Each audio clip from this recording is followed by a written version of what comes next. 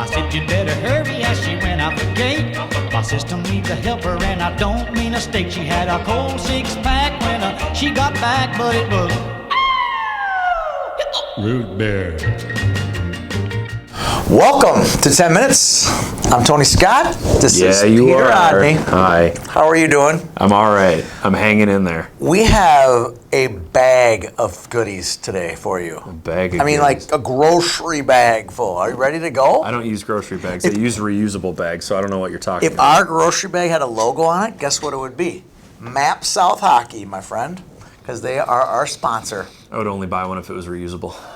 It would be a reusable grocery bag with Map South logo. Probably a bunch of stars and stripes on it, like their Blue Army team. Stars You and like that stripes. segue? These muscles. There are no muscles there. I built those muscles at Map South. On rock and roll? No. No, you didn't? No. All right. You know who was rocking this weekend? Who was Scored rolling? A? Why don't you tell me that? You know who was we had someone that was rocking and we had someone that was rolling. All right. Rocking, Stillwater wins the World Tournament. I think every game they like running timed everybody. There were some ugly wins, but you know, they're number 3-4 team in the state. They looked like they were having a good time up there. We saw a picture of them having lunch at the brewery. They looked cool. They had another picture which we couldn't retweet because they didn't have their masks on. I think they were inside, but they gave them root beer. Champions root beer. I love that picture. I sent them a text saying, "Hey, I can't post What pictures." kind of root beer was it, though? I don't know. It's just like a A&W? bottle of Worcester. Yeah, no, it was upscale root beer. So they were Barks? champions, you know. It was cool. IBC? It was like in a beer bottle. It was kind of cool. Might have to So change. props to Stillwater for that. Might have to change our end of show question to which kind of root beer is best. Yes. I feel very strongly on this topic. Okay, I can't tell the difference. All right, you know who was rolling this week? Okay. Our Woodbury Squirt Tech. They had too many root beers after their title and had a little bit of a kid hangover and tied Matamidi 2-2. Sugar crash. It was a sugar Call crash. it a sugar crash. It was. Now, after the Squirtacular, though, does the rest of the season really... Some teams that happens. Some teams get better, you know. It's just one of those things. All right, let's switch gears to Pee Wee AA, Pee Wee B, all that good stuff. It's my favorite level. We got a lot cooking this weekend down in Rochester. We're going to be without producer Todd Houck. Are we Jack going to make of all it? trades. Are we going to be better or worse without Todd? Worse. For sure. I agree. Actually, we might be better in some aspects because we just went through a tournament that had 80 teams and It'll be 168 easy. games. And I looked at the schedule for the Founders Cup, and I about grew wings and flew away. There's only like 40 games 40 on or the 50, schedule. yeah. There's only 20 teams. Yeah, it's easy peasy. We're going to love it. Sounds And like a day on the beach to me. way better rules about coming in and out the door. So Oh, and we also only have 4 rinks to worry about. That's That right. So helps. if you're coming in, if you're leaving, please listen to our people. get out. Get out, please, because then we can bring new sets of parents in. New parents can't come in unless the other parents leave. That is our rule That's for the the rule. weekend. Can't wait to see everybody down there. You're going to write a preview and prediction I am. on this event. That'll be up tomorrow.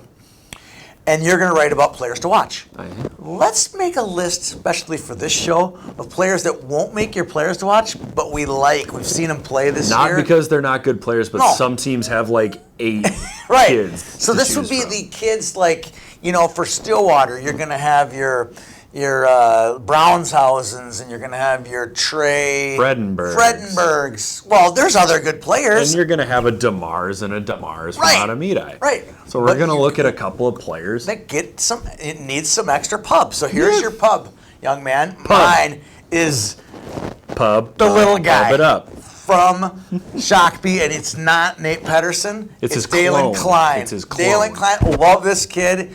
Kid's got A scrappy little great guy. player, Jeez. great skill, fun to watch. He'll be on a players to watch list someday. Jonas Cohn, Stillwater, Yep. another kid. Billy Cohn's kid, stay-at-home defenseman. He can really make things, change a game kind of player. He's a big kid, too. And then here's a guy who played in our Players Only League, came up to St. Louis Park from Rochester every week, honing his game. Loved him down in Rochester at the Pumpkin. I think he's going to do big things for the Rochester Red Team, Calvin O'Reilly. I was going to say, are you going to get to his name at some point? Or you're just Get going him, to Calvin O'Reilly, good player. strut his bona fides. I like He's Calvin good. O'Reilly. Who do you got? My list is defenseman heavy. Let's Yep. put it that way. Yep. And sometimes defensemen can get overlooked if they don't have the point totals that some other defensemen have. It's just a sad fact of life. But there's a defender from Matamidi. His name is Cody Loida. He always seems to be in the right place, right time, takes care of his own zone, right up there with the best of them. He was a bigger D.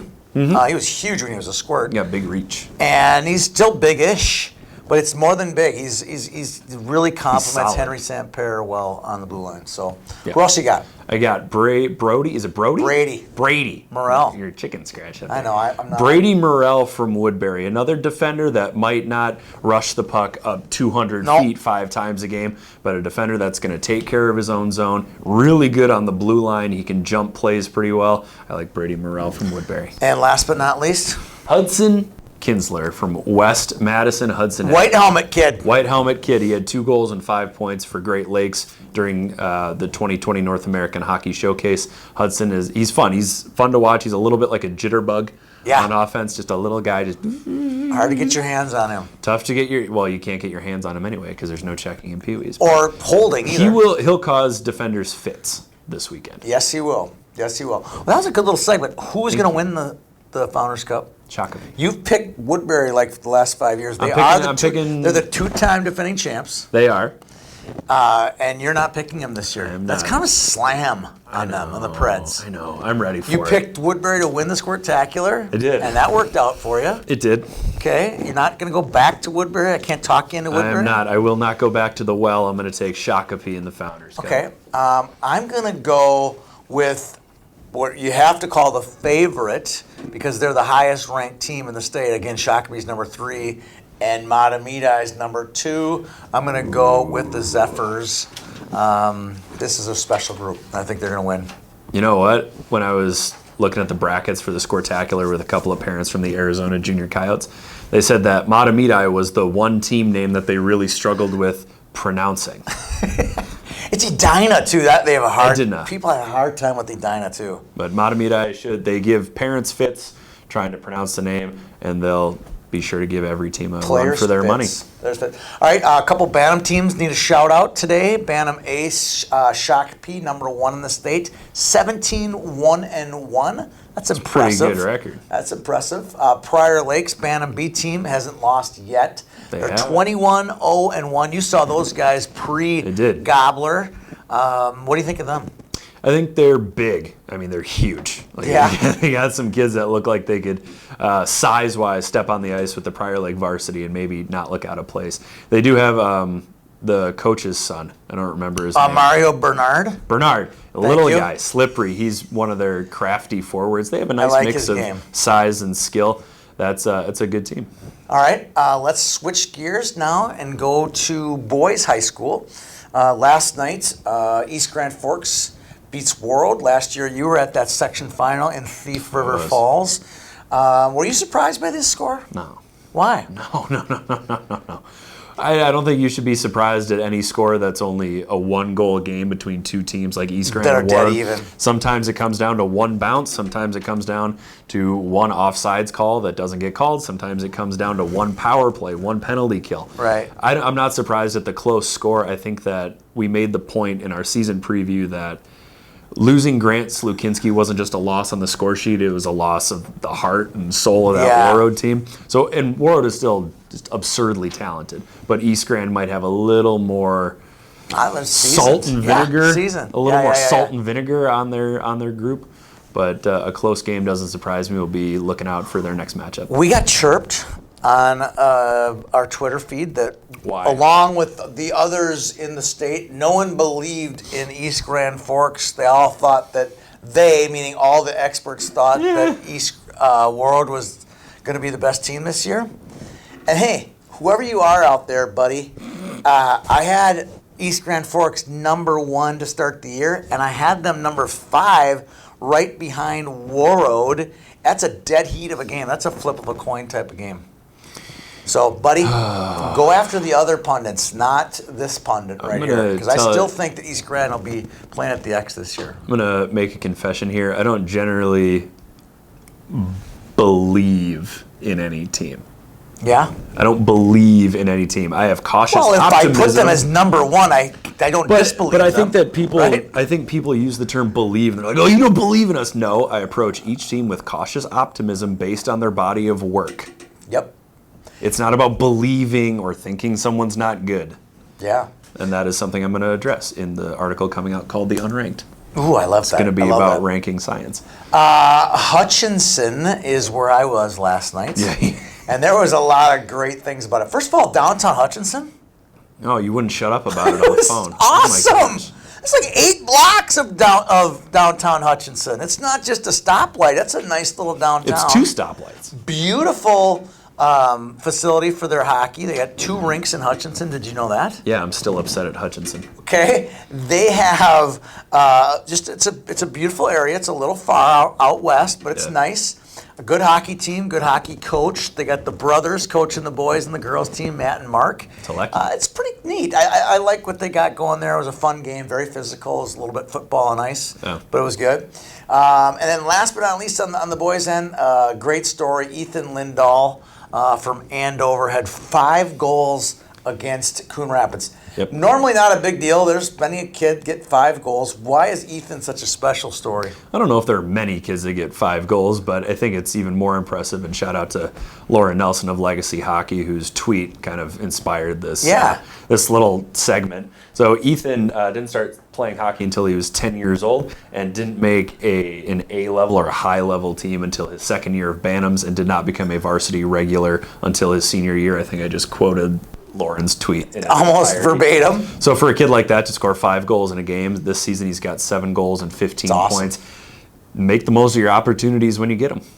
You know, it's funny. This next list of players, we have 7 players. There's a lot of those type of Ethan Lindahl type stories on this list, believe it or not. Yeah. Hobie Baker Award nominees, 7 from Minnesota. If you look at Odine Tufto, Peter Tufto. he was neglected by a lot of players. He went to juniors. He toiled his way there, and now as a senior at Quinnipiac, he's a Hobie Baker finalist. That's pretty neat. I remember covering him in the Elite League, and he was a part of this group at St. Thomas Academy with Billy Jerry and Tommy Novak, and he always seemed to kind of get lost in the shuffle. I know he was originally committed to Colorado College, went to juniors, lost track of him for a little while, pops up with Quinnipiac. With a new name. He's one of, well, I think, I could never get that name Neither thing could I. straight, but he's one of the nation's leading scorers for Quinnipiac now, and I think that's really cool to see. All right, Cole Kepke from Hermantown made the list. Cade Borchert, which is always fun to see, considering his family story with his brother Cole in a bad car accident, him being a Hobie Baker nominee. Don't forget Bauer. And his dog Bauer, for sure. One of the Cates brothers, Noah, made the list. UND's Matt Kierstead from Elk River made the list. Another Elk River kid, Nick Perbick, so 2 from Elk River in the same day. That's pretty cool. And finally, a Lakeville kid. There's always a Lakeville kid. Nick Swaney. He's a player for UMD. So 7 kids from Minnesota. There's a voting page on the Hobie Baker website. Go out there and vote for a Minnesota kid or 2. That'd be cool. I'm going to go out on a limb and say that 6 of the 7 played all 4 years of high school. Let's see. I believe Kierstead was the only one who didn't. Cates, Borchert, Kepke. Yeah, I don't think Swaney did either. I think he might have. He might have jumped early. I think he might have jumped. So 2 out of 2 out of 7. More than half. More than half. That's pretty finished all 4 years in high school. That's pretty cool. Now let's cut to my favorite segment. This is my least favorite segment. Why? You're the negative guy. I'm the positive. Yeah, but I don't pay enough attention to boys' high school hockey to have anything to But it doesn't have to be boys' high school. It could be just about anything. Okay. I'll follow your lead. How about that? Okay. So mine is going to be about people who complain about the level where other associations set their teams. Yes. And I may have made this boom roasted once before, but I'm going to make it again Still just in case you valid. didn't see it. You show up at a game and like you're on the Pee Wee A team and you're the second association. You're playing another A teams first, and you're like, oh well, they should play double A. You know, like they should do this, like because it affects their little Johnny or little Jenny. It is what it is. It's not Minnesota hockey's rules, and it's for sure not our rules as to how Do not people come up with the rules. We just cover it. So boom roasted to those people who think that it's not fair that a certain team does a certain thing or a certain association does it their way. Got it? There's my boom roasted. I like your boom roasted. All right, what do you got? I don't have one. You don't have one? No. You're going to pass? I'm going to pass. I'm in a good mood today. You're in a good mood, okay. I'm in a good mood. I think I got all my boom roasts out last week when we were talking about the parents not listening. The door? Yeah, the door. The door. The door. That's all I'm going to say is the door. Gross. Hopefully we've remedied the door for this weekend down in Rochester. We just lock the doors. No, we can't do that, but we can get close. All right, last segment of the show. Not much to the roasts this week. I was pretty tame and pretty chill. I just don't have any real... Well, we didn't have a tournament last weekend. I bet you'll have one next week. Want to bet on that? It'll be something mundane. Let's boom roast Todd for not being there. I can't boom roast. I've missed a tournament before, and I missed a much bigger Yeah, tournament. you did so I miss can't, one. I can't roast anyone for missing a tournament. You missed one. Okay. All right. The if you could question this week is if you could relive any D1 hockey game, what would it be? And I've promised you and Todd that I could maybe get you to tears with my story. You're not going to, but Yes, I I could will. get you to tears Yes, I with will. my second one. So my first one is the 2000. First one, you only get one. No, I get two. No, relive any, The not two- a bunch of. The 2000 Frozen Four. It was UND in Maine. UND won 2-0, and my family happened to be in Providence. We took a trip to Rhode Island because I think my dad got a wild hair and found a great deal on Sun Country airline tickets. So we were in Providence for just a family trip, and my dad and I ended up buying tickets from a scalper outside of the Providence Named Forum. Gino? I don't know what his I have no idea what his name was. But I got to go see UND beat Maine in the Frozen Four, and I knew the Frozen Four was going on, so I brought my UND Fighting Sioux jersey, my UND Fighting Sioux wind pants, and my UND Fighting Sioux hat. And I made my dad take me to a store, and I bought green cardboard paper, and I made signs for the Sioux. It was pretty cool. Oh my God. I was a huge Sioux fan. Okay. Is that your story?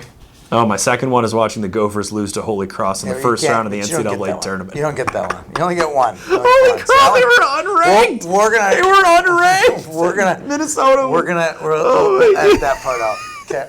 All right. So overtime. mine has to do with UND. Nice play, Frazee.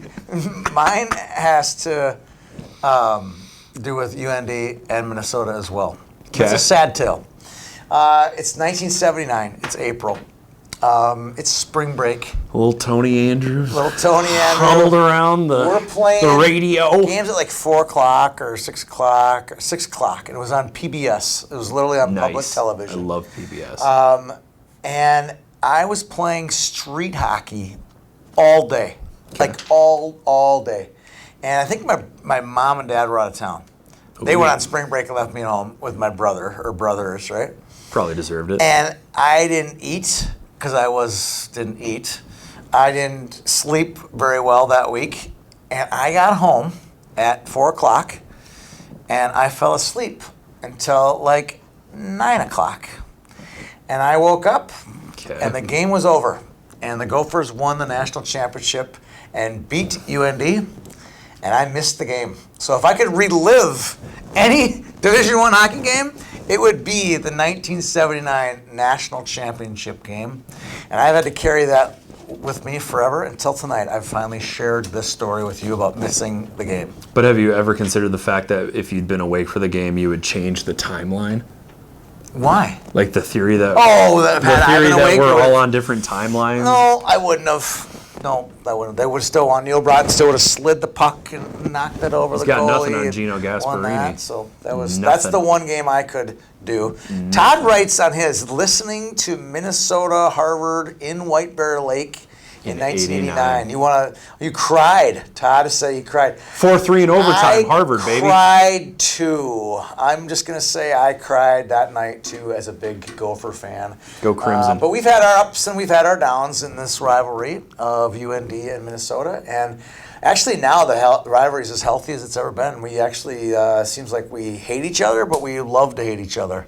Where in the old days we just flat out hated each other. I hate you, but it's okay. It's okay.